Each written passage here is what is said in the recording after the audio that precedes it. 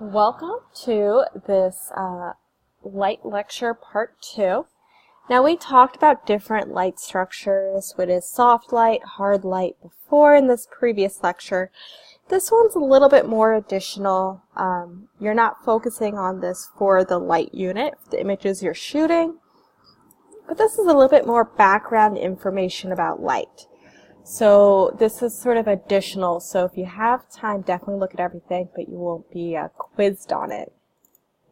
If you have a flash on your camera, an external flash, or studio lights, this will be something that you may like to look into, and maybe kind of do a little bit more research. There are some additional videos, and there is a very long PDF, which is I think a whole textbook.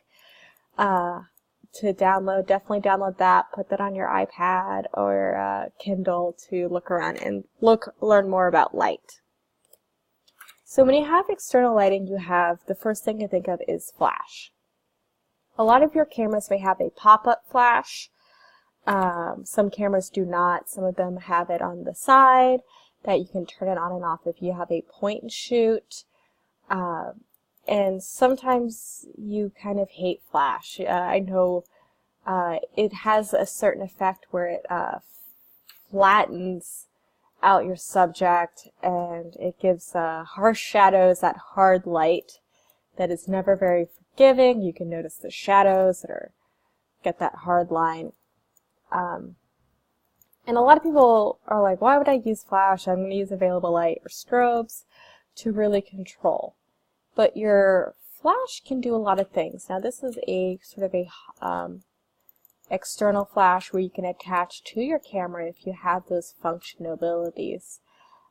This one's great because you have more control versus the one that sort of pops up when you open. But there's different things you can do to diffuse it to make that softer light. And this one shows an example. You haven't seen it, but they will use a milk carton to diffuse the light like a lampshade. So if you have a pop-up flash, they're built into many DSLRs or point and shoots. They're low power. They don't have a lot of light they emit. It's very direct, but it can be great to fill in shadows during daylight. I know many, I have shot in during the day and there's a lot of shadows. Maybe I'm shooting with a subject that's under a tree that has some daylight but the shadows are on them.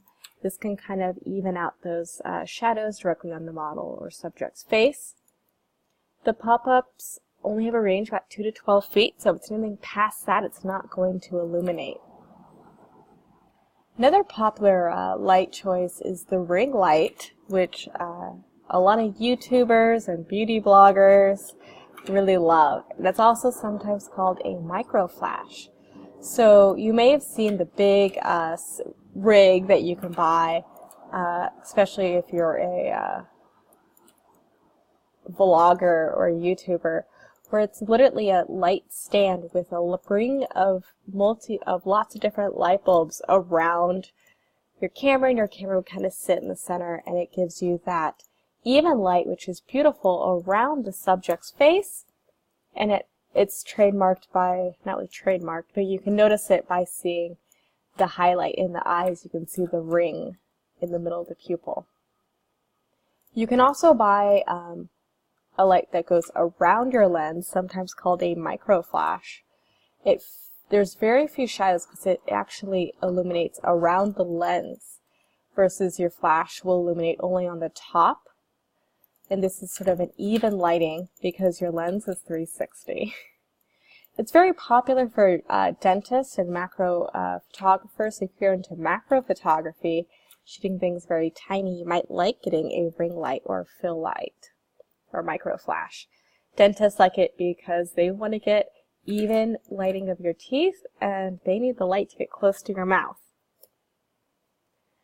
So a lot of time people do off-camera flash or flash guns. So that's when they take your camera flash, your external camera flash, like that guy, and actually use it outside of your camera so it could be synced with, if you're using, there's cords you can use and you can hold it You can buy a rig where it will sit onto your camera, or you can use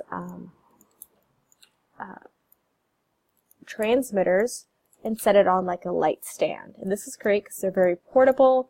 You don't have to worry about plugging anything in, and so they're really great. And also you can read through TTL, which is through the lens, which will evaluate the exposure on how much light to emit through the lens, or you can do a manual light. Again, TTL is through the lens, so it's sort of like this automatic metering. It's semi-automatic.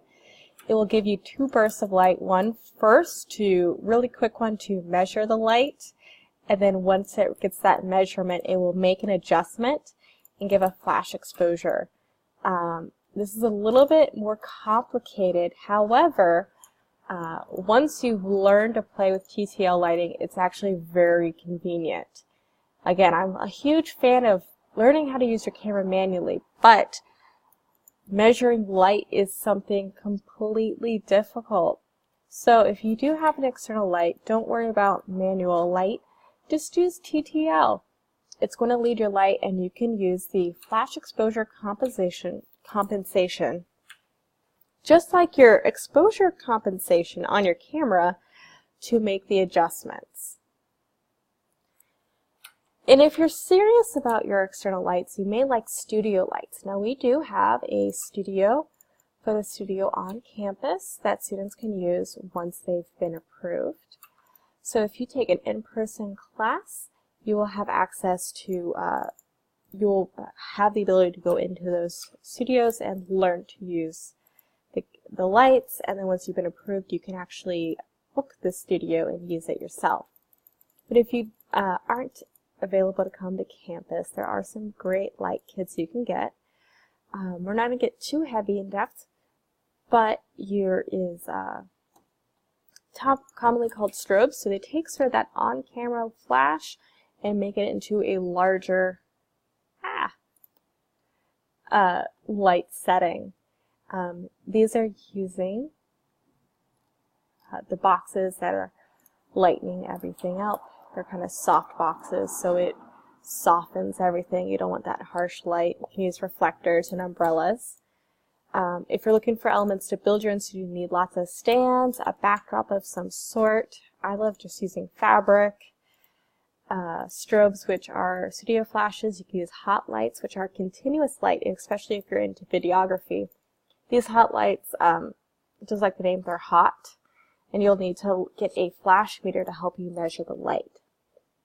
There's 2 types of lights. So there's monopods, which the light is connected with sort of the power pack. So everything's kind of set together. I prefer these. It's less equipment. It's less dangerous. They're easier to handle. These are the lights that I type of use. And then these are power packs, which are sort of bought separately. So you buy your light head, and then it plugs into a power pack. This is helpful, so if you're on location and you could use a generator, these are kind of the elements that you would need to use. Monolights and monoblocks, which are these ones. The power source and lighter together, they're good for modeling lights, and they have a lot of portability. The flash head and power packs, which are these guys, there's symmetric power packs that split power equally, so you could just have one power pack and many different lights. Or you can have asymmetrical power packs, which allows you to vary the power supply. And this power supply is how much light it emits, so you can have one light emit more light, more power than the other. This is just sort of a really quick introduction. There's some additional videos on how to use an external flash if you're curious.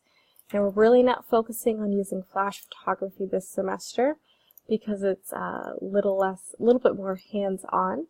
But I encourage you to play around if you do have them. Look at some modifiers. You can even tape a white sheet of paper to your pop-up flash to diffuse the light to see how it goes. See where you can kind of bounce the light around, just as a small experiment. and I hope you have fun in thinking about different types of light sources that you can control.